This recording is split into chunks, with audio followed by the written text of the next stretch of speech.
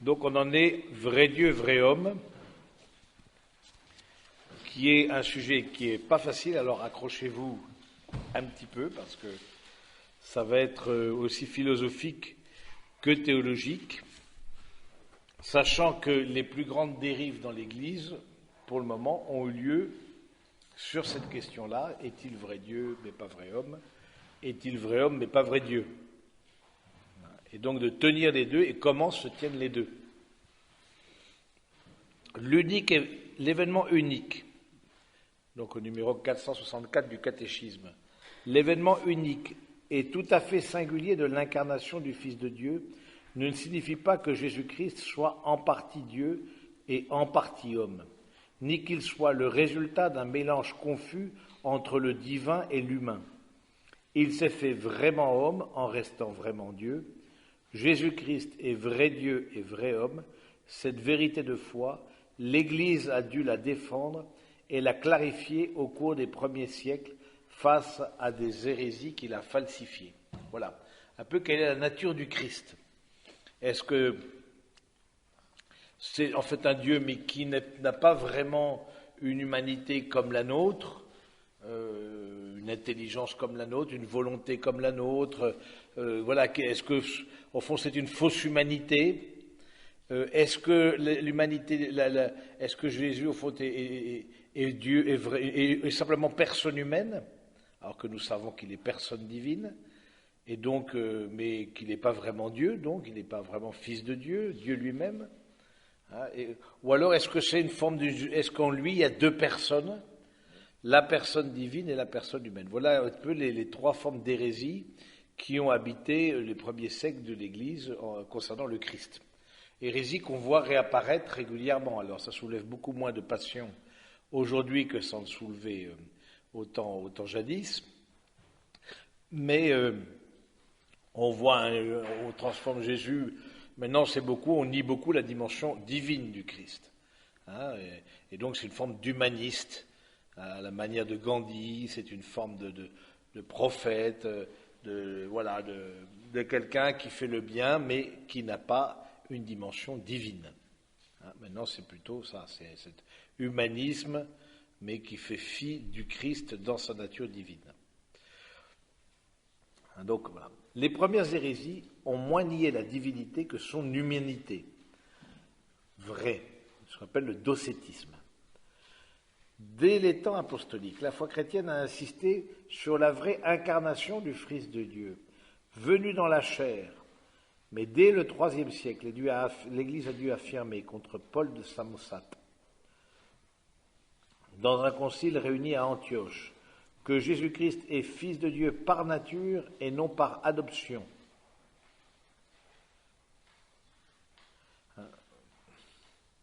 Le premier concile œcuménique de Nicée, en 325, confessa dans son credo que le Fils de Dieu est engendré, non pas créé, de même substance que le Père, et condamna Arius qui affirmait que le Fils de Dieu est sorti du néant et qu'il serait d'une autre substance que le Père. Alors,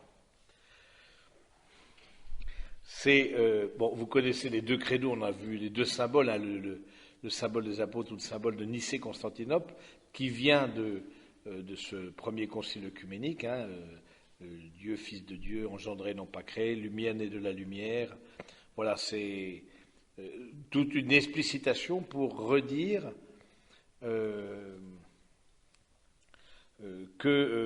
au fond, la divinité du Christ habitait vraiment son humanité, mais que la substance du Christ, c'est-à-dire, qu'est-ce qui se tient? Substance veut dire se tenir dessous. Qu'est-ce qui soutient cette humanité du Christ? C'est la personne divine de la deuxième personne de la Trinité. C'est ça qui soutient, qui porte l'humanité du Christ. Jésus n'est pas personne humaine.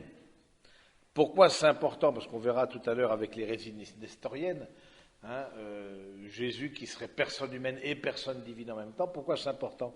Tout simplement parce que nous ne serions pas sauvés.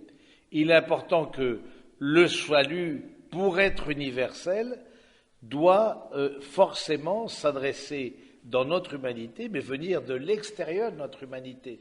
Ce n'est pas un homme qui peut sauver un homme, aussi saint fut-il. Il faut bien qu'un Dieu puisse sauver la personne. Mais en même temps, il doit venir de l'intérieur de l'humanité, c'est-à-dire prendre notre nature humaine. Mais il prend la nature humaine sans être personne. S'il était personne humaine, le Christ, les actes qu'il accomplirait vaudraient à la limite pour lui. Et encore. Mais il ne se sauverait même pas lui-même, s'il était simplement personne humaine. De fait, vous avez peut-être vu, un peu, c'est plutôt aux Philippines, des pratiques condamnées par l'Église, mais des gens qui veulent se faire crucifier. Mais crucifier, avec les clous dedans, etc. Au moment du chemin de croix, en Philippines, c'est un peu une tradition, c'est plus bon, tout à fait condamné par l'Église, mais bon, c'est une tradition populaire. Et il y a une liste d'attente très, très importante. Non, mais c'est vrai. Et donc, du coup, mais ces gens-là ne se sauvent même pas eux-mêmes. Vous voyez, c'est parce que ce qu'ils accomplissent, peut-être, ensuite on ne peut pas être juge des intentions, mais ça n'atteindrait jamais l'humanité. Pour que ça atteigne l'humanité, il faut que ce soit Dieu. Mais on ne peut pas avoir en nous deux personnes, deux substances. Il ne peut pas y avoir deux substances qui soutiennent la nature humaine. Ça, c'est pas possible. Il ne peut pas y avoir deux personnes en nous. Donc, soit c'est une personne humaine et alors il n'est pas sauveur, ou alors s'il est sauveur, s'il est Jésus, Dieu qui sauve, c'est une personne divine. Mais qui a pris notre nature. La différence, ici, nous sommes tous de nature humaine. Mais nous ne formons pas une seule personne humaine à tout l'ensemble de ce que nous sommes là. Nous sommes chacun une personne humaine, mais nous partageons la nature humaine. Nous sommes chacun une substance, mais nous formons donc une individualité propre. Mais qu'est-ce que nous partageons entre nous ici? C'est de la nature humaine. Mais on ne partage pas une même substance. Alors c'est un peu philosophique, etc. On ne partage pas un même être personnel. Chacun a forcément sa propre identité, mais en revanche, on a en commun la nature humaine. Mais avec Jésus, ce qu'il a en commun avec Dieu, c'est la substance, c'est la personne. Il est de même substance que le Père. Quand on dit de même nature que le Père, c'est au fond, en latin, c'est beaucoup plus clair. Consubstantialem patris, donc il est de même substance que le Père. Mais il fait une personne quelque part. C'est trois personnes, mais qui dans leur substance, là aussi, on n'aura pas le temps d'avoir la Trinité, mais dans leur substance, c'est une substance divine, mais qui a pris notre nature humaine. Mais donc il est vraiment homme, et donc il peut être sauveur. Sinon, il ne peut pas être sauveur. Ça c'est.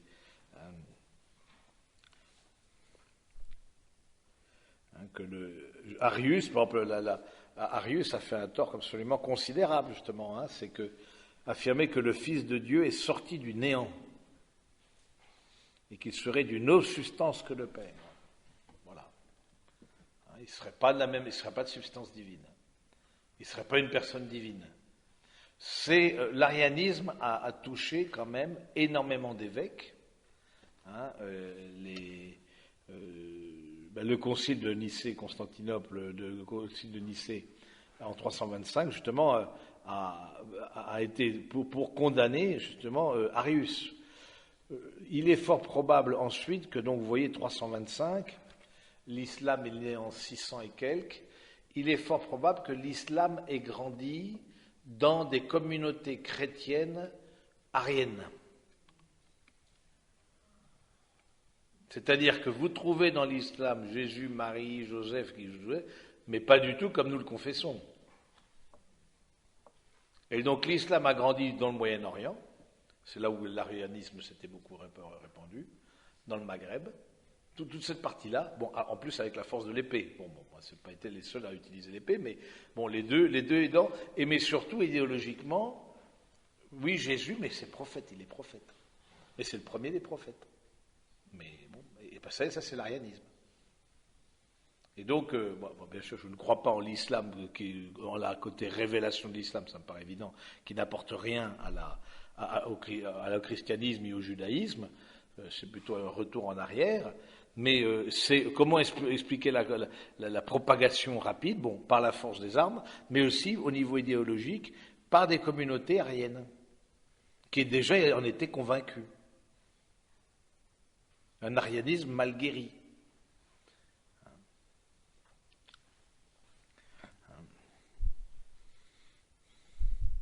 Et que Jésus-Christ est fils de Dieu par nature et non pas par adoption. Nous sommes fils de Dieu ou filles de Dieu par adoption, par participation. On n'est pas par nature, on n'est pas Dieu par nature, on est participant de la nature divine, de la substance divine, de l'être même de Dieu. En Dieu, substance et nature se confondent. Alors voilà, c'est un peu aussi des termes de philosophie, mais en Dieu, c'est la même chose. En nous, non. En nous, on est même nature, mais on n'est pas de même substance les uns les autres. On a chacun une substance, un être propre, mais on est de même nature. Donc, ça, je pense que c'est... En tout cas, c'est important de pouvoir revenir à ça. L'hérésie nestorienne, voyez que dans le Christ, une personne humaine conjointe à la personne divine. Face à elle, saint Cyril d'Alexandrie, le troisième concile œcuménique, réuni à Éphèse en 431, ont confessé que le Verbe, en s'unissant dans sa chair à une âme animée, à une chair animée par une âme rationnelle, est devenu homme. Voilà. Il s'est uni alors à une âme, à une chair animée par une âme rationnelle. C'est-à-dire qu'il ne s'est pas uni à une personne humaine. Il ne s'est pas uni à une personne, il s'est uni à ce qui fait, il a en lui tout ce qui fait la nature humaine, à l'exception du péché. Mais c'est-à-dire que nous, on ne connaît pas de nature humaine en dehors d'une personne humaine. On ne connaît pas une nature humaine qui se baladerait comme ça dans la nature, si j'ose dire, sans qu'elle soit incarnée dans un être singulier, dans un individu singulier. On n'a aucune idée de ça, forcément. Donc, mais Jésus lui a pris, mais en revanche, on peut dire qu'entre nous, on a une commune nature. Donc, il a pris cette nature, et ce qui lui sert de la substance qui se soutient cette nature, c'est la personne divine, de la seconde personne de la Trinité, le Verbe. Le Verbe s'est fait chair. Donc, c'est ça qu'il faut. Il a pris une chair animée par une âme rationnelle et devenu homme. Voilà, c'est pour bien, à chaque fois, les conciles, sauf le concile Vatican II qui était un concile pastoral, mais les conciles se sont prononcés contre des hérésies. Et donc, du coup, on réaffirmait la foi catholique. C'est comme ça que la foi catholique a progressé aussi. C'est face à des hérésies, on dit non, c'est pas comme ça que ça s'est fait. Du coup, il y a le peuple de Dieu, c'est ce qu'on appelle le sensus filii, on en a parlé un peu, ce sens commun de la foi, qui disait ça, puis les théologiens, etc. Bon, et c'est très important d'avoir une théologie sûre là-dessus. Il ne s'est pas aperçu, parce que parfois même on entend des personnes qui, même actuellement, qui disent qu'il s'est aperçu progressivement qu'il était Dieu. Non, ça c'est pas possible. Je dis tiens, je marche sur les eaux. Qu'il devienne de l'eau qui devient du vin. Ça marche, tiens. Il y a peut-être quelque chose. Non, c'est-à-dire l'âme rationnelle, cette conscience divine a habité le Christ toute sa vie, même au moment de sa conception. Alors là, c'est là où nous, on n'a pas du tout, au moment de la conception, nous, on n'a pas de conscience, parce qu'on n'a pas une personne avant notre conception. On n'a pas une personne qui vient habiter une nature humaine. Non, il n'y a pas une personne qui préexiste à notre conception. La personne se crée au moment de la conception. Mais Jésus, dans sa conscience divine, a su qu'il était Dieu de toute éternité. Et donc c'est important de savoir quand est-ce qu'il parle comme Dieu et quand est-ce qu'il parle comme homme. Parce que ça, parfois, on n'arrive pas à comprendre. C'est que, par exemple, il dit « Le Père est plus grand que moi ». Il parle comme homme. « Le Père et moi, nous sommes un ». Il parle comme Dieu. Et donc, quand il dit « Mon Père, pourquoi m'as-tu abandonné ?» c'est pas en tant que Verbe de Dieu. Ça n'aurait aucun sens. Je veux dire, qu'en Dieu, il y a un abandon de la Trinité et l'œuvre agit de commun accord, de concert, dans toutes les œuvres du Christ. C'est dans son humanité, dans sa chair humaine, dans son âme rationnelle, dans son âme humaine, qu'il a dit mon Père. Et ce qui fait que nous-mêmes aussi, comme c'est dans son humanité, on peut très bien se mettre, nous aussi, reprendre à notre compte cette parole du Christ à certains moments d'angoisse. Mon Père, pourquoi m'as-tu abandonné? Mais on ne va pas reprendre cette parole du Christ comme Dieu, à moins qu'on soit chez les fous. Alors du coup, on envoie chez Père Stéphane, là c'est un grand spécialiste de la chose, à l'hôpital psychiatrique. Il a 3 Jésus en ce moment, lui. Donc, c'est bon, c'est un peu autre chose, mais voilà, c'est dans sa nature humaine qu'il a crié vers le Père. Dans cette direction, dans cet abandon, je veux dire, cet éloignement de cette nature humaine par rapport à la personne du Verbe, quoi, quelque part, une certaine plongée dans la...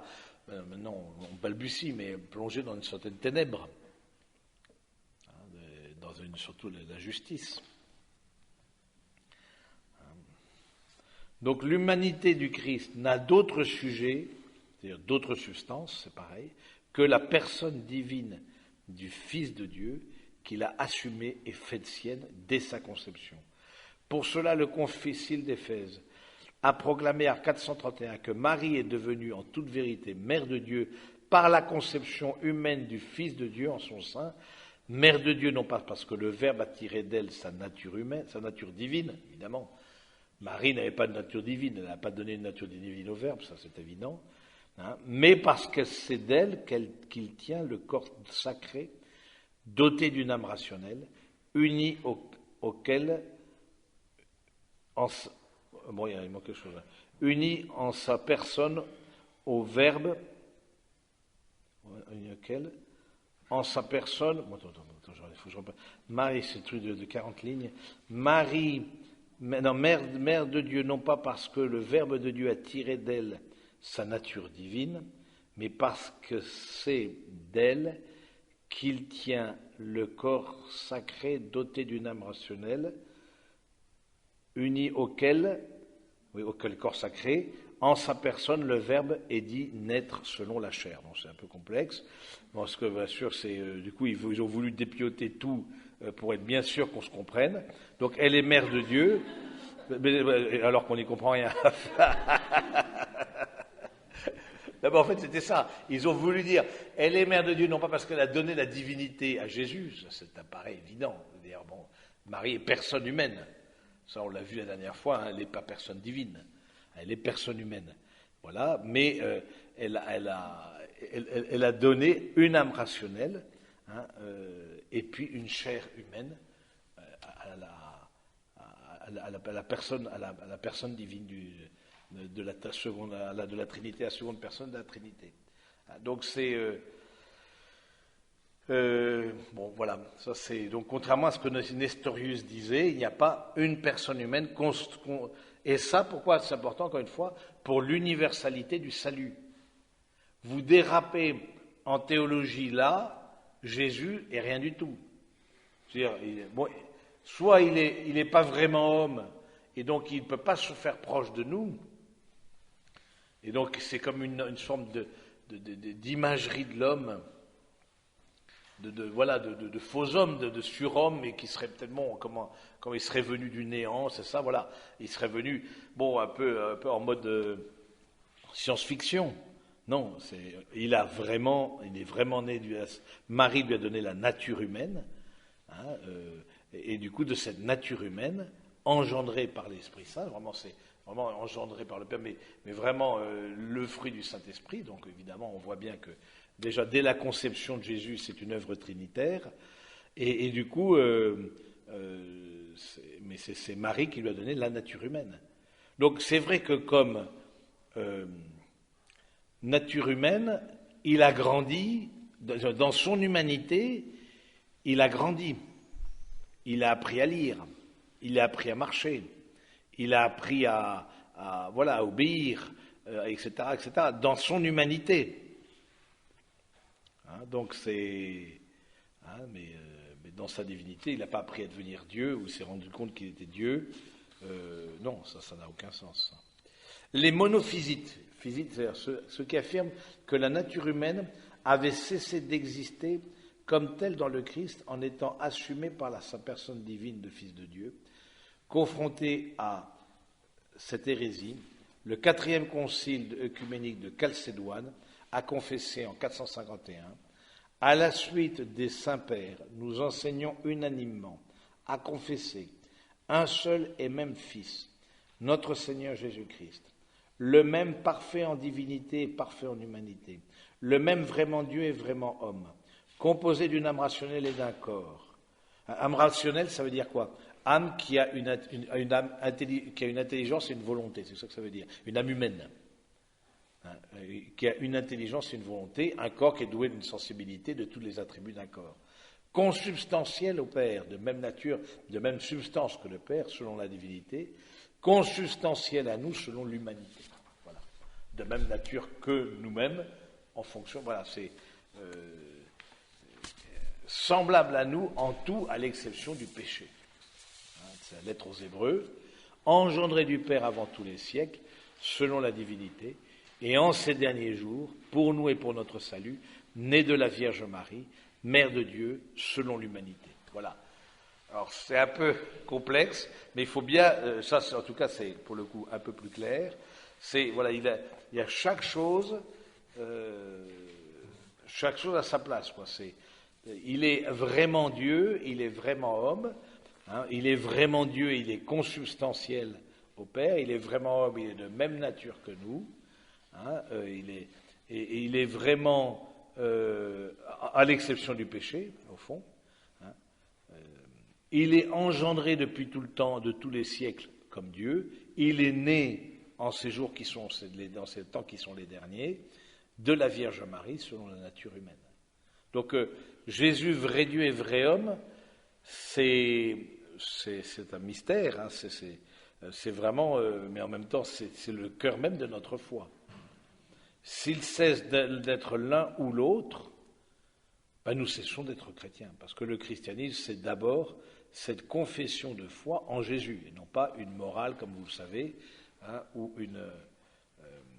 voilà, c'est vraiment cette confession de foi en Jésus, vrai Dieu et vrai homme. On a souvent fait la comparaison avec les deux montants de la croix, le montant vertical comme vrai Dieu, le montant horizontal comme vrai homme. Mais bon, ça c'est des images qui nous aident un petit peu à comprendre.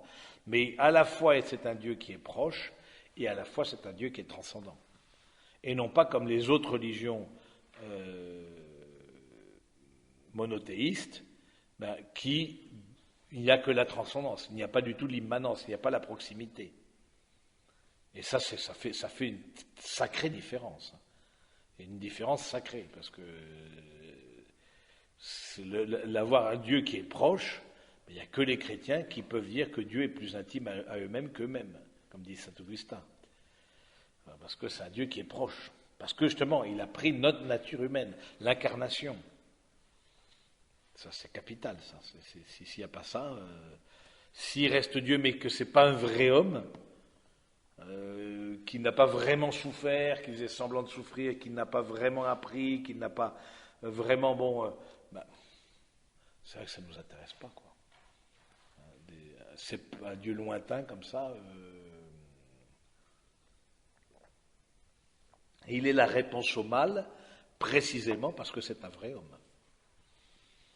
Il est la réponse au mal, c'est parce que dans cette nature humaine, il a souffert. Et donc, uni à la nature, à la substance divine, il y a eu un frein. Pourquoi est-ce qu'on croit que l'amour de Dieu met un terme au mal? Parce que Jésus est vrai Dieu et vrai homme. Il ne serait pas vrai Dieu, il n'y aurait aucun terme de mis. Parce que comme homme, il souffrirait comme tous les hommes, et puis ça se voilà. Mais comme Dieu, il peut mettre un frein. Il peut mettre par son amour plus fort que la mort, et c'est la résurrection. Il met un terme au mystère d'iniquité. Alors, on ne le voit pas encore dans la plénitude, parce que ça, on voit encore le mal qui agit en nous et autour de nous, mais en tout cas, on le voit, mais on le sait dans la foi, que à la fin, quand tout lui sera soumis, eh bien, Dieu sera tout en tous.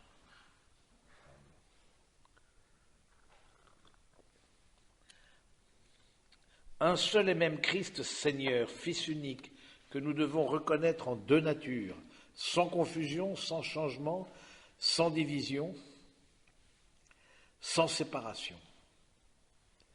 La différence des natures n'est nullement supprimée par leur union, mais plutôt par les propriétés de chacune sont sauvegardées et réunies en une seule personne, et une seule, ce qu'on appelle hypostase, une seule personne. Voilà, il tient, la personne du Verbe soutient l'âme et le corps du Christ. Mais c'est intéressant ça, parce qu'au moment de la mort, pourquoi est-ce que l'âme et le corps pourquoi le corps du Christ ne s'est pas décomposé? Parce qu'il était soutenu avec son âme immortelle, son âme rationnelle, dans la personne du Verbe. C'est-à-dire que le Verbe de Dieu a en lui, dans ses mains, et la vie et la mort. Je ne sais pas si je suis clair. C'est-à-dire que le Verbe de Dieu était porteur durant sa vie de l'âme rationnelle et du corps, mais après la mort, il est vraiment mort au moment de la crucifixion, ce Verbe de Dieu portait aussi, quelque part, était le soutien dans sa mort de l'âme de Dieu, et de l'âme du Christ et du corps du Christ. Sans âme. Il tenait les deux. C'est-à-dire qu'il est celui qui tient et la vie et la mort. Ça va? Bon. C'est bien, vous êtes poli. Mais c'est super beau, hein, dans ce empêche de méditer là-dessus, c'est que justement, là, il n'y a pas eu de décomposition, hein, ton fils n'a pas connu la corruption, c'est comme dit le psaume, précisément parce que c'est le Verbe de Dieu. Ce serait pas le Verbe de Dieu. Ça aussi, ça c'est encore autre chose. Mais ils ne sont pas ressuscités. Après le concile de Chalcédoine, certains firent de la nature humaine du Christ une sorte de sujet personnel. Contre eux, le 5e concile œcuménique à Constantinople en 553 confessé à propos du Christ, il n'y a qu'une seule personne qui est notre Seigneur Jésus-Christ, un de la Trinité. Tout dans l'humanité du Christ doit être attribué à sa personne divine comme à son sujet propre, non seulement les miracles, mais aussi les souffrances et même la mort. Celui qui a été crucifié selon la chair, notre Seigneur Jésus-Christ, est vrai Dieu, Seigneur de la gloire et un de la Sainte Trinité. Voilà, c'est très beau aussi. Il a été, quand on a crucifié aussi en sa chair un de la Trinité.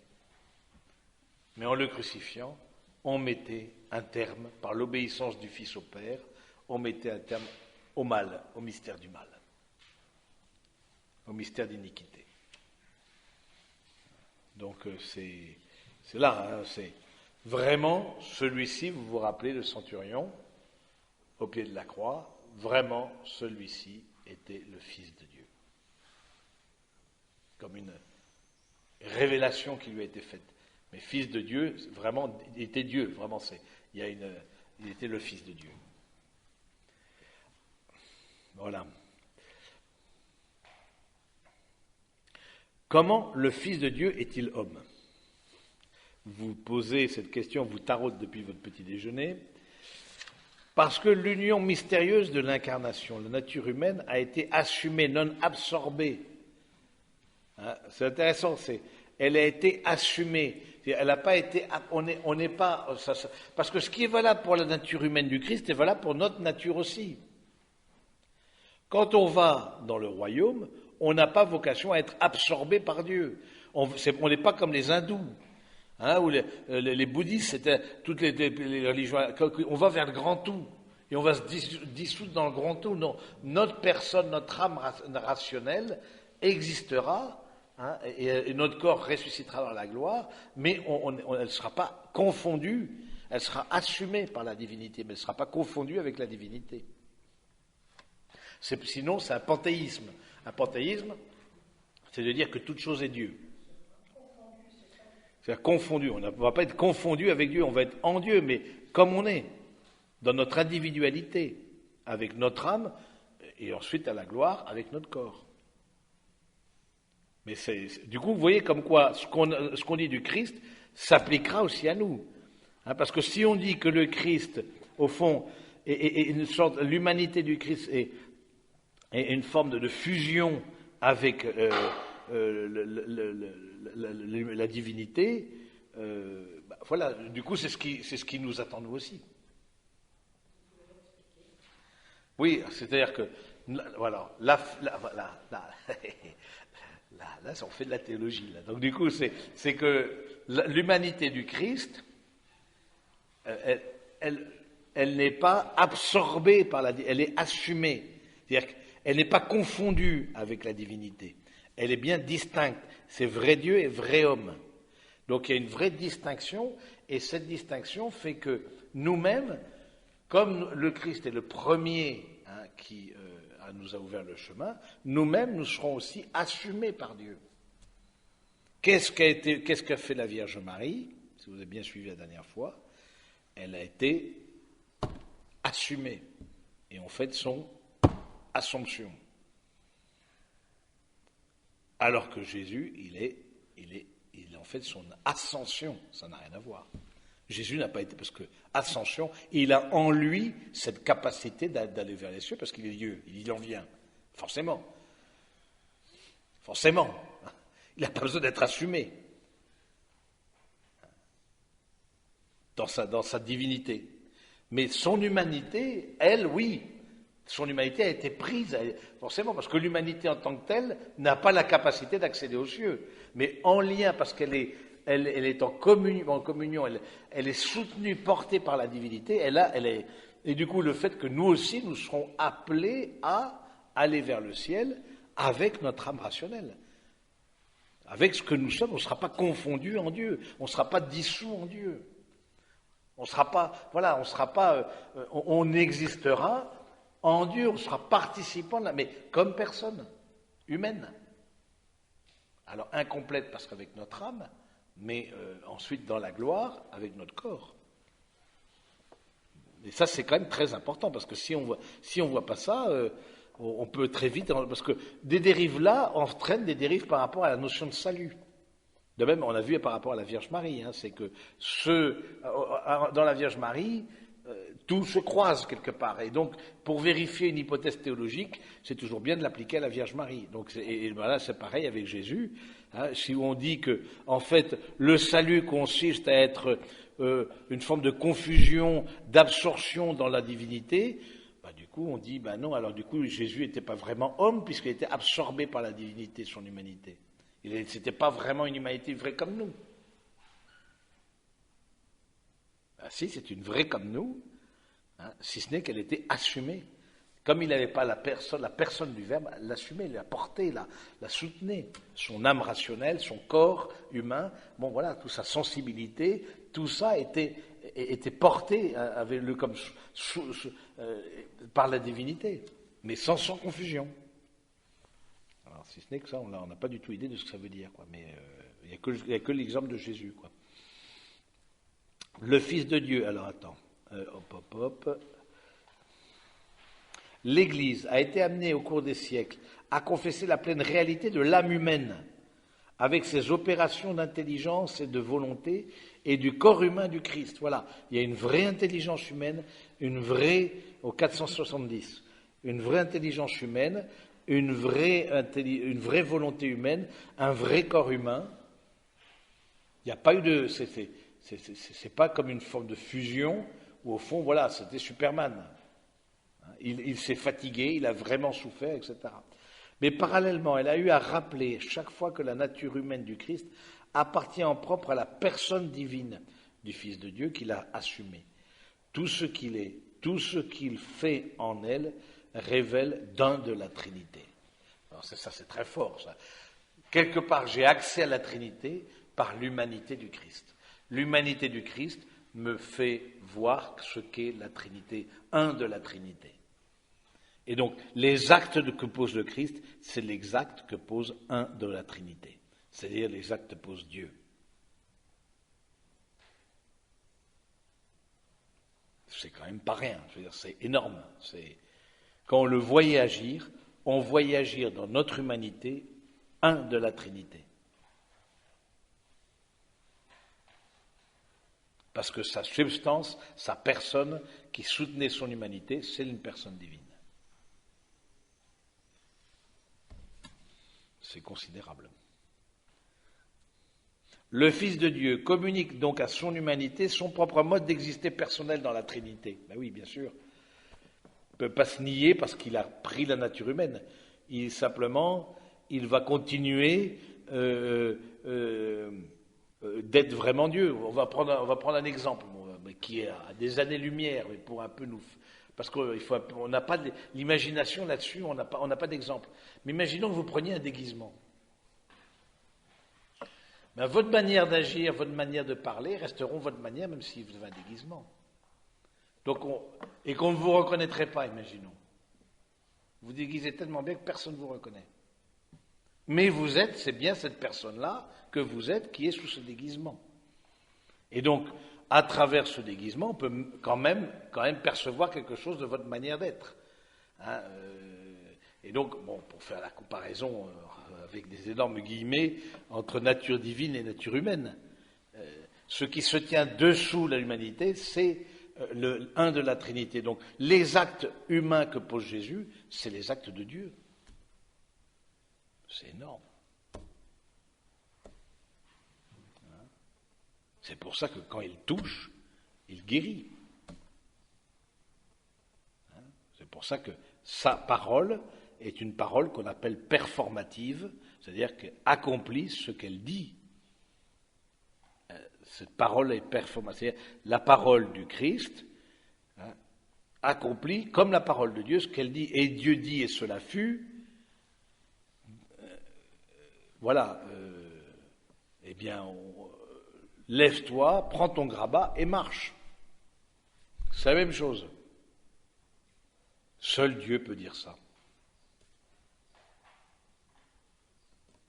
Voilà, seul Dieu peut, donc ça veut dire qu'il est Dieu. Si vous ne croyez pas aux mes paroles, croyez au moins aux œuvres. Aux œuvres. C'est-à-dire à mes actes.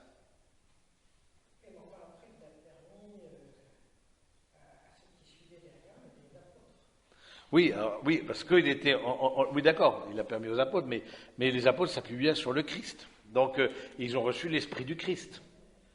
Et là, sans être de nature divine, évidemment, c'était de nature humaine. Mais bon, c'est quand même très fort de se dire, voilà, c'est à travers Dieu, voilà, c'est Gaudium et Spes, là, qui est un peu plus... attendez, le Fils de Dieu, on est au 470, communique donc à son humanité son mode propre d'exister personnel dans la Trinité. Ainsi, dans son âme comme dans son corps, le Christ exprime humainement les mœurs divines de la Trinité. De Gaudium et Spes, le Fils de Dieu a travaillé avec des mains d'homme. Il a pensé avec une intelligence d'homme. Il a agi avec une volonté humaine. Il a aimé avec un cœur d'homme. Né de la Vierge Marie, il est vraiment devenu l'un de nous, en tout semblable en nous, hormis le péché. Donc on peut dire, par extension, Dieu a souffert. Non pas qu'il ait souffert comme verbe de Dieu, mais comme homme, il a souffert, comme Jésus, oui. Donc c'est dans son humanité, il a souffert.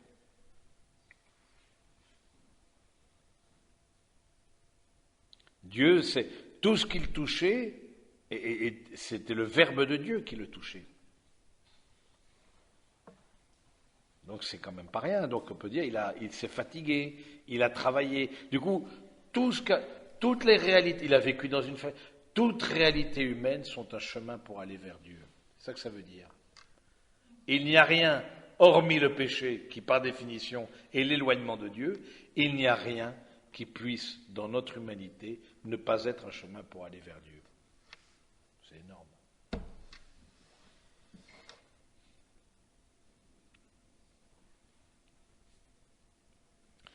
Et une source d'espérance colossale. Il n'y a rien dans notre humanité qui soit rejeté, à l'exception du péché.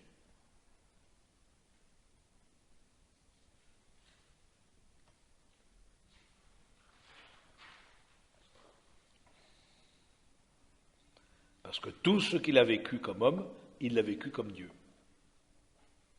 Et non seulement ça, c'est qu'il montrait dans son agir l'agir de Dieu. L'un de nous. L'un de la Trinité. L'âme est la connaissance humaine du Christ.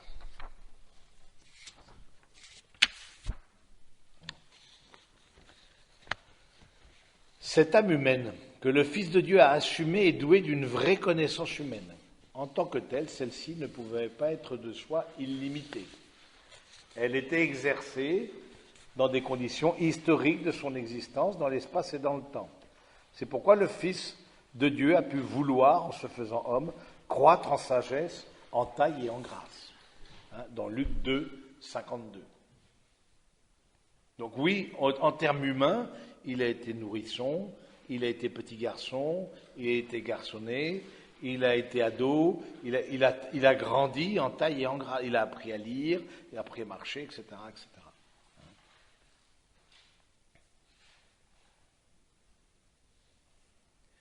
Et de même à avoir à s'enquérir sur ce que, dans la condition humaine, on doit apprendre de manière expérimentale.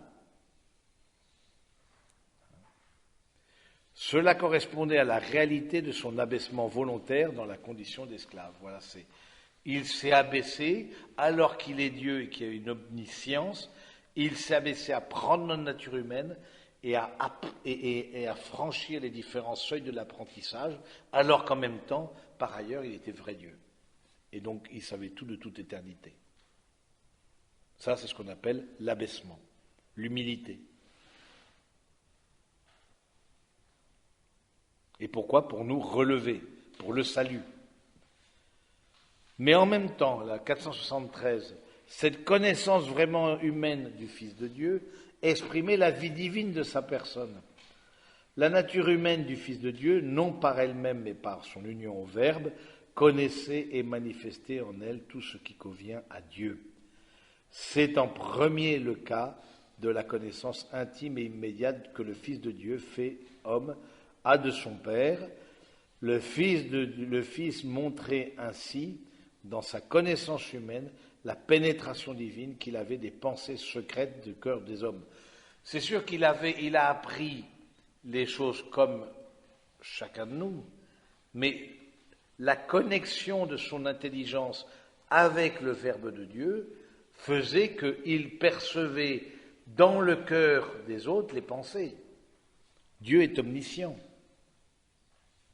De par, c'est ce que dit là, de par son union au Verbe de Dieu, eh bien, sa connaissance humaine a aussi une pénétration divine. Il connaissait les pensées secrètes des cœurs des hommes. Il y a plusieurs citations comme ça. De même, on voit certains saints, par exemple, qui lisent dans les cœurs, Padre Pio, par exemple, le curé d'Ars, etc. Des hommes comme ça qui ont la grâce de lire, de lire dans les cœurs. Bon, mais c'est des grâces charismatiques. C'est pas en fonction de leur nature humaine. C'est des dons. De même, il y a des personnes qui sont thaumaturges, qui font des miracles. Mais c'est pas de leur nature. C'est des dons. Ça, c'est quand même tout à fait autre chose.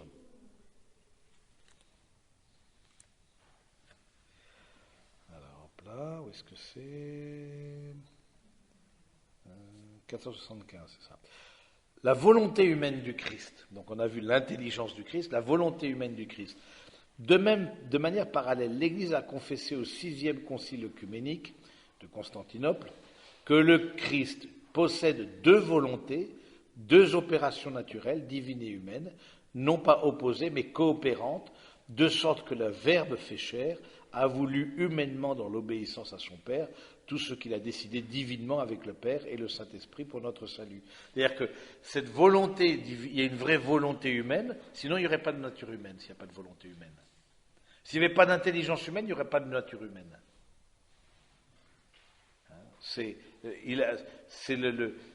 Il a vraiment voulu, mais cette volonté humaine était tout à fait en accord avec la volonté de Dieu. Père, éloigne de moi ce calice, mais non pas ce que je veux, mais ce que tu veux. Ça, il le dit dans son humanité. Il y a sa volonté divine était unie à la volonté de Dieu, à tout ce que le Père avait décidé divinement avec le Saint-Esprit, pour notre salut. La volonté humaine du Christ suit sa volonté divine sans être en résistance ni en opposition vis-à-vis d'elle, mais bien plutôt en étant subordonné à cette volonté toute puissante. Au fond, il nous réapprend ce que ça veut dire être homme. Il nous réapprend, c'est au 475, il suit la volonté divine sans être en résistance ni en opposition, mais en étant subordonné. En lui, voici l'homme, comme dit de façon prophétique Pilate, ecce homo. Mais quand il dit ça, il ne sait absolument pas ce qu'il dit. Mais c'est parce que c'était prophétique. En Jésus, on redécouvre ce que ça veut dire la nature humaine. D'avoir une totale correspondance avec la volonté divine. Ça veut dire que c'est ça qu'on aurait dû avoir si on n'avait pas eu le péché originel. Oui, entre autres, oui. Oui. C'est ça qu'on avait, mais on l'avait un peu vu dans d'autres, justement, qu'on a parlé du péché originel, c'est que là, la volonté humaine, elle est non seulement en amitié avec Dieu, comme avant le péché originel, mais là, elle est assumée. Donc, elle a une proximité beaucoup plus grande que ce que pouvait avoir la nature de nos premiers parents avant le péché. Il y a là, il y a vraiment elle est assumée, donc elle est conjointe. Ce qui fait dire, voilà, bienheureuse faute qui nous valut un tel rédempteur. C'est-à-dire que maintenant, non seulement on est en amitié avec Dieu, mais on peut devenir participant de la nature divine. On participera de l'être de Dieu, alors qu'auparavant, on avait juste une amitié, mais sans une participation. Et pourquoi? Parce qu'on participe? Parce que Jésus, vrai Dieu, vrai homme. C'est pour ça qu'on peut participer. Parce que sa nature humaine participe à la gloire. Parce qu'elle est unie à la divinité. Et donc, en sa nature humaine, tous nous sommes invités à être aussi participants de la nature divine.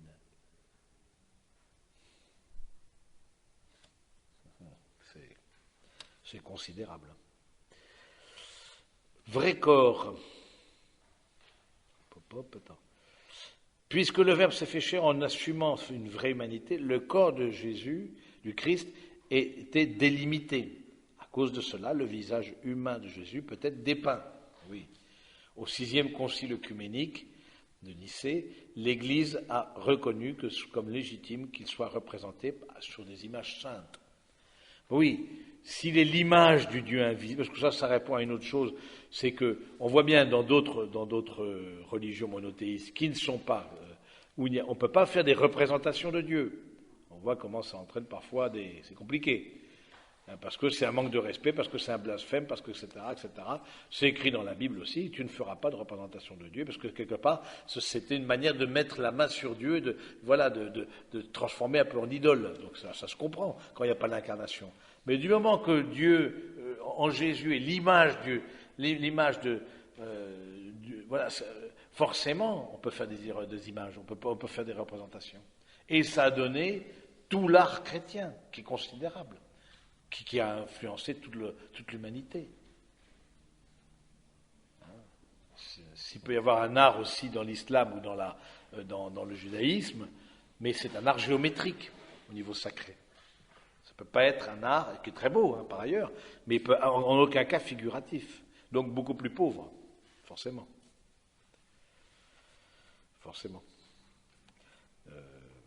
En même temps, l'Église a toujours reconnu que dans le corps de Jésus, Dieu, qui est par nature invisible, est devenu visible à nos yeux. Voilà, c'est la préface de Noël.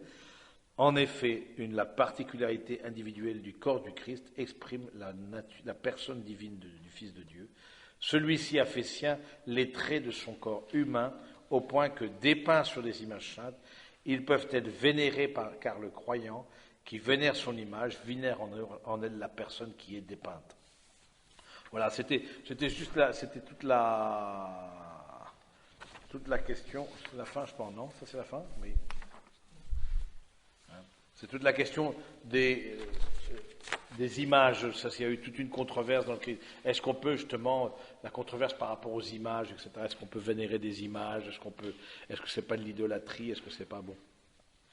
Du moment que Dieu est l'image du Père, il est l'effigie, comme on dit, il est l'effigie de sa substance, forcément, on peut dépeindre le Christ, on peut se vénérer, etc. Avez-vous des questions? Voilà, c'est pas, oui, bien sûr. Quand vous regardez, je sais pas, vous voyez la photo de vos petits-enfants, c'est pas la photo. Si vous avez des petits-enfants, j'espère que vous laissez tomber la photo. C'est que c'est un soutien, parce qu'on a besoin du visible pour accéder à l'invisible. C'est un soutien, humain. On a le buste de notre fondateur derrière, mais bon, je ne vois pas. Ce qui est important, c'est ses écrits, sa personne. Bon, ça donne accès à la personne du fondateur. Hein. Ils peuvent être vénérés parce que vénère en elle la personne qui est dit peinte. Donc c'est pas là, c'est pas. Sinon c'est de la magie, c'est de la. Voilà, c'est pas de la foi, quoi.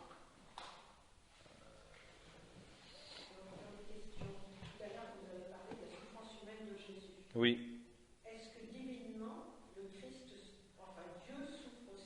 Alors, non, non, parce qu'il est dans la gloire. Et donc, en tant que Dieu, il est dans la béatitude éternelle. Mais on peut dire qu'en Jésus, Dieu a souffert. Et quand il voit le monde tel qu'il est, alors, oui, mais. Oui. Sa liberté, qui fait n'importe quoi, oui. Dieu et il se laisse toucher, mais parce qu'il est en même temps au moment de la gloire. Je veux dire, en même temps, heureusement qu'il ne se laisse pas atteindre. Il y a eu un très beau livre du père Garrigue, un théologien dominicain, qui s'appelle Dieu sans idée du mal. C'est-à-dire que quand il regarde le monde, il regarde son Fils. Il ne regarde pas autre chose, il ne regarde pas il regarde déjà l'obéissance du Fils. Il ne regarde que ça. Et donc déjà la gloire il n'y a pas de commune mesure, comme dit saint Paul, entre les souffrances présentes et la gloire qui est à venir.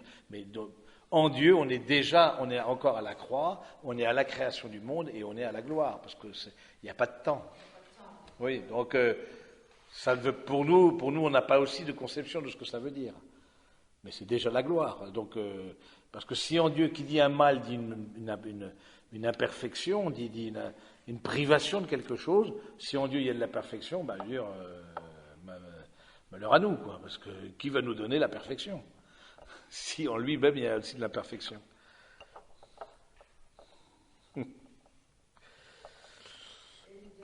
Oui. Qu'est-ce que veut dire le terme engendré? Parce qu'on dit toujours que le Christ est engendré. Comme nous on est créé, on a du mal engendré. à comprendre la subtilité. Oui, c'est pas simple. Alors, on n'a pas traité la Trinité, mais engendré, non pas créé. Un engendrement, c'est-à-dire le Père, c'est le Verbe, donc engendré, non pas créé, de même nature que le Père, de même substance que le Père. Du coup, engendré, c'est-à-dire que le Père de toute éternité a voulu se dire, et il s'est dit dans son Verbe, dans une seule parole, qui est le Christ. C'est engendré, au fond, c'est quelque chose qui vient du cœur du Père et qui se dit. Voilà, c'est cette parole unique. Mais ça ne veut pas dire qu'il y a un avant et un après. Voilà. Il n'y en a pas. La réponse est claire, il n'y en a pas. C'est un mystère. Parce que qu'il y ait un avant et un après, ça voudrait dire qu'il y a un problème. De toute éternité. De toute éternité. Nous, on est engendrés, parce que nous, on a été engendrés par notre mère, mais bon, mais il y a eu un moment où on est avant, mais c'est de toute éternité. Cette parole-là, elle vient du cœur du Père, elle vient du sein du Père, de toute éternité. Et elle est de même nature que le Père, mais elle n'est ni antérieure ni postérieure au Père. Le Père est juste son principe, c'est ça que ça veut dire engendré. Le Père est principe de toute chose, mais ça ne veut pas dire qu'il est premier dans le temps. Là, on fait de la théologie, là, un petit peu, là. Ça va? Ça ne vous donne pas... Bon, on a des bonnes aspirines à la fin. Le père Garrigue, avec 2 R, Jean-Miguel.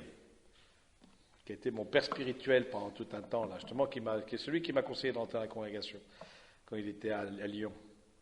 Et Dieu sans idée du mal, c'est un essai théologique, mais qui est vraiment intéressant. Je veux dire, il ne voit que son Fils, le Père ne voit que son Fils, sans idée du mal. Il ne voit que la victoire de l'amour. Nous sommes invités à voir que ça aussi. Ben oui, c'est ça. Amen. C'est-à-dire que il n'y a rien d'autre que Dieu. Dieu est point. Solo basta, solo Dios basta. Est-ce qu'on a une partie divine en nous? Non. Stricto sensu, une partie divine en nous, on ne peut pas dire ça comme ça, parce que ça, ce serait à la manière un peu asiatique. C'est-à-dire qu'on ne peut pas dire qu'on est une partie, on n'a pas une nature divine en nous. On a une inhabitation de la Trinité en nous, c'est pas pareil. Mais on n'a pas, en tant qu'homme ou femme, en tant que nature humaine, une partie divine en nous. La Trinité habite en nous. Oui, d'accord. Oui, mais de notre nature, la Trinité, elle n'est pas de notre nature. Dans l'humain, il n'y a pas quelque chose de... alors, on le dit de façon un peu allégorique, on dit Dieu s'est fait homme pour que l'homme devienne Dieu, etc. Bon, mais on ne peut pas, stricto sensu, on ne peut pas dire il y a quelque chose de divin en nous, dans le sens que de nature humaine, on reçoit quelque chose qui appartient à Dieu, mais qui n'est pas de la nature humaine, qui est un don de Dieu. Oui, c'est un don. Ah oui, mais on n'est pas, on ne peut pas dire qu'on est divin. On n'est pas divin, mais c'est un don de Dieu qui nous est donné quand même dans la nature humaine. Ah oui, d'accord, mais on ne veut pas dire qu'on est divin. À ce moment-là, ça veut dire Oui, non. Ah oui, d'accord, on est d'accord. Ah, d'accord. On est fils de Dieu, mais on n'est pas Dieu. Oui. Alors, non, on est fils de Dieu parce qu'on est baptisé. Baptisé dans le Christ, qui est le Fils, mais par participation. parce qu'on a une âme. Ah non, pas parce qu'on a une âme. Même les païens pensaient qu'il y avait l'âme est éternelle. Mais l'âme, la question du fils, le Fils de Dieu, on l'est par le baptême. On est aimé de Dieu comme créature, mais fils de Dieu, on est fils de Dieu parce qu'on est baptisé, qu'on a reçu cette adoption. Oui. Eh bien, ils sont aimés de Dieu, mais ils ne sont pas fils. Comment? Non baptisés. C'est une humanité qui est aimée de Dieu et qui se sauvera par sa conscience. Mais nous, quelque part, il nous sera beaucoup plus demandé. Parce qu'il nous a été beaucoup plus donné. Donc, connaître le Christ. Oui, connaître le Christ, c'est pas comme ne pas le connaître. Et donc le reste de l'humanité est dans l'état d'âme, mais on ne peut pas dire, alors on le dit fils de Dieu, mais stricto sensu, fils de Dieu, c'est être dans le baptême conforme à celui qui est fils. Hein, celui-ci est mon fils baptisé, dans ma bien-aimé. Quand est-ce qu'on le voit? Au moment du baptême du Christ. Donc du coup, être fils de Dieu, stricto sensu, c'est dans le baptême. Les autres personnes, cette filiation divine, ce n'est pas simplement le fruit de notre nature humaine. Notre nature humaine, l'essai elle-même, n'est pas dans une filiation divine. Elle est aimée de Dieu et on peut l'aimer. Ah oui, mais c'est pas pareil. De même, vous pouvez aimer les autres personnes, mais la chose de dire tout le monde n'est pas votre fils ou votre fille. Même les saints. Comment? Même les saints. Quoi, même les saints? Ah, mais ça ne sont pas Dieu, non, ça c'est sûr. Non, mais ça c'est autre chose. Mais c'est important de dire, parce qu'on a tellement, aussi on a voulu un peu ouvrir tout, etc. Alors ça, il faut le dire, parce qu'un peu dans un cercle un peu d'initiés, comme ce que vous êtes.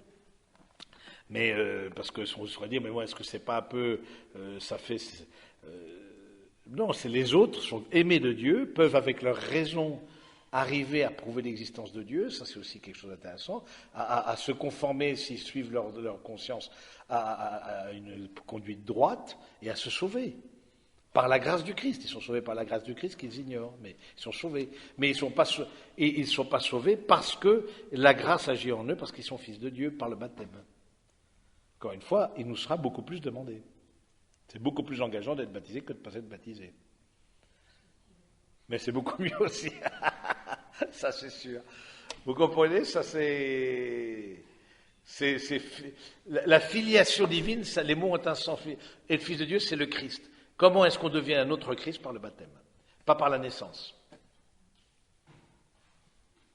C'est pas par la naissance, à la différence du peuple juif.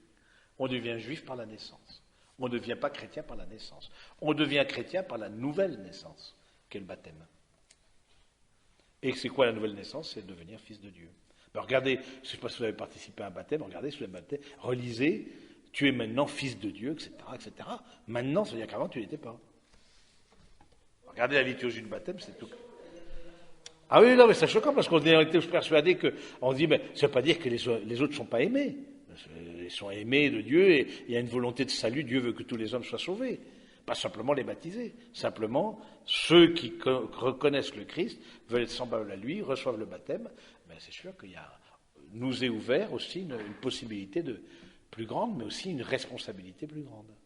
Et ceux qui le refusent, ça veut dire qu'ils le reconnaissent, mais qu'ils n'en veulent pas. Ah oui, alors c'est autre chose. Ah oui. Oui, alors ça c'est autre chose, c'est les apostats, l'apostasie.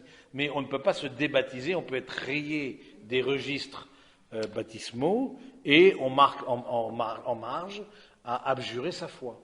Mais stricto sensu, le baptême, on n'a pas traité le sacrement, le baptême met un sceau dans notre cœur. C'est-à-dire, clac, on est enfant de Dieu par le baptême.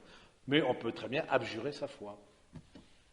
C'est-à-dire qu'on ne peut plus avoir accès à tous les autres sacrements. Et qu'ensuite, on ne peut pas être, sauf si on fait abandon honorable, etc. Ah, ils sont toujours chrétiens, ils sont toujours baptisés. Ah ben oui, je suis d'accord. Ah ben je ne voulais pas l'inverse. Mais non, est-ce qu'ils étaient chrétiens? Aucun n'était chrétien pratiquant, convaincu. Bon, beaucoup, bon voilà. Mais ils restent baptisés. Et du coup, on peut croire aussi que la grâce de Dieu agit dans leur cœur de baptiser. Oui.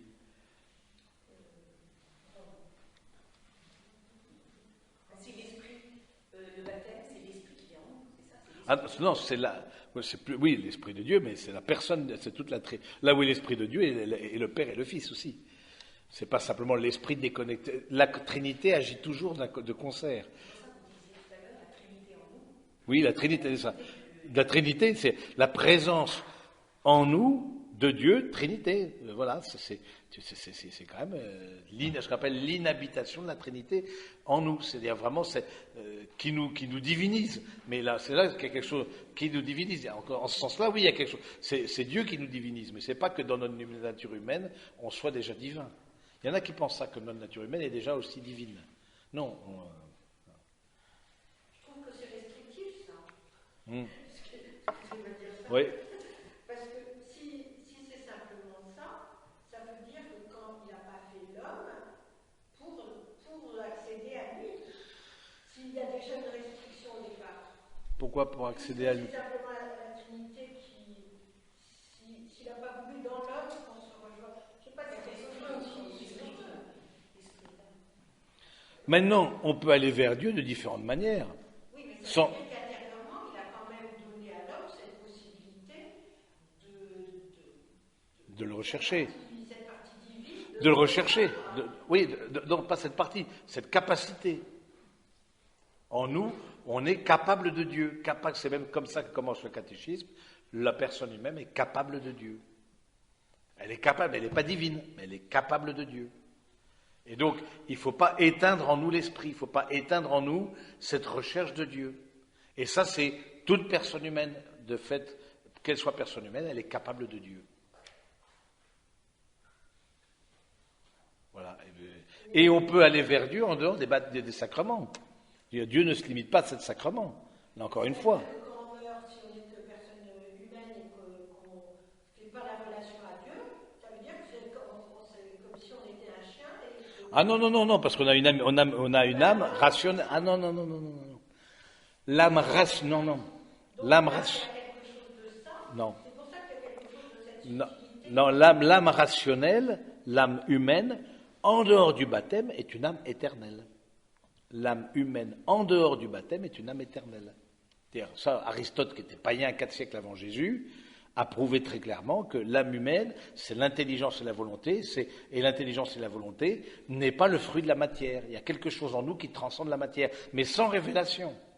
Mais qui peut avoir une relation de divinité. Ah oui, d'accord, non, oui, mais en tout cas, l'âme humaine, de fait de l'âme humaine, il y a déjà une dimension éternelle.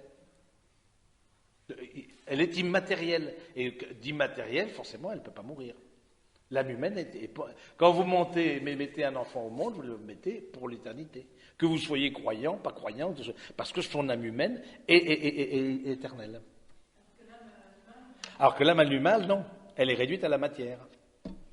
L'âme animale, le corps du chien, on a un chien qui s'appelle Toby, qui est tout à fait sympathique, mais quand il mourra, son âme, il a une âme aussi, mais quand on dit une âme, c'est pas au sens religieux, hein. Il y a une âme qui est un principe de vie, mais quand il mourra, son corps se décomposera, puis il sera fini.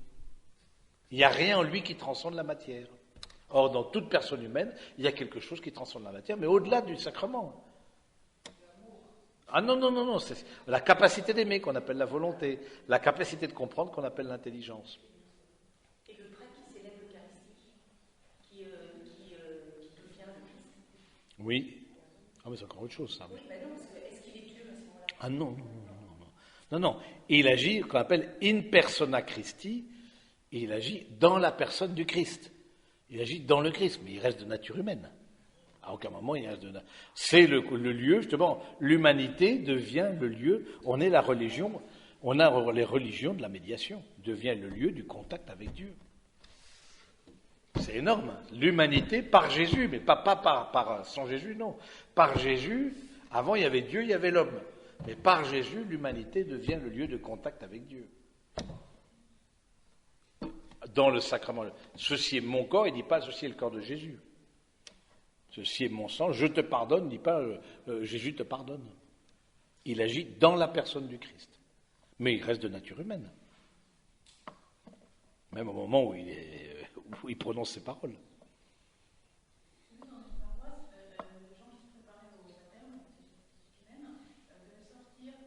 Oui. Alors, en fait, c'est une pratique qui était très ancienne dans l'Église, c'est-à-dire où les catéchumènes participaient à la liturgie de la parole, et ensuite sortaient, donc extra omnes, c'est-à-dire tous ceux qui ne sont pas baptisés, etc. Du coup, il avait un temps d'enseignement. Pendant ce temps-là, il y avait la liturgie eucharistique. Et du coup, alors ça c'est et ensuite ils pouvaient réintégrer à la fin de la messe. Mais c'est assez intéressant parce que maintenant, parce que c'était aussi le temps de début, il y avait beaucoup de non baptisés et de gens et beaucoup de catéchumènes qui voulaient être baptisés, adultes, tous adultes. Et donc du coup, il y avait justement pour montrer le fait que quand on n'est pas baptisé, on ne participe pas à toute la célébration. Parce que on ne peut pas justement la partie eucharistique demande d'avoir reçu le baptême pour pouvoir communier, évidemment. Oui. Alors, oui. Alors, vous allez changer de prédicateur, grâce à Dieu, puisque c'est le Père Éric qui va vous prêcher et qui va vous prêcher sur la joie de l'Évangile. La joie de l'Évangile du pape François. Et donc, ce sera l'année prochaine. Il parlera de début sur le pontificat du pape François, et ensuite sur la joie, sur ce que veut dire la joie, etc. Donc, vous l'aurez comme prédicateur pendant l'année prochaine, peut-être d'autres années encore, il faudra voir, mais bon. Nous avons travaillé pendant 2 ans, un an, 2 ans 2 ans le credo. Un an le credo, oui. Un an, c'était sur les trucs de famille, ça. Le mariage, etc., sur le mariage. Et là, ça c'est 1 an le credo. Oui, bon, ça mériterait d'être... Ah non, je ne parle pas d'où non, je reste toujours là. Moi qui mette dehors, mais a priori, c'est pas d'actualité. Parce que c'est trop. Parce que j'ai trop de prédications.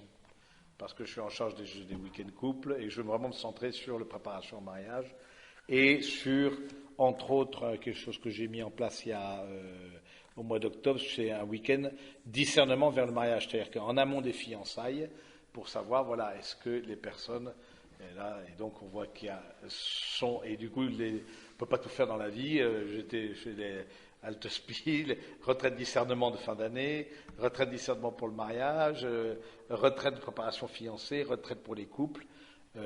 Donc ça faisait quand même, pour le camp étudiant, etc., ça faisait beaucoup de choses.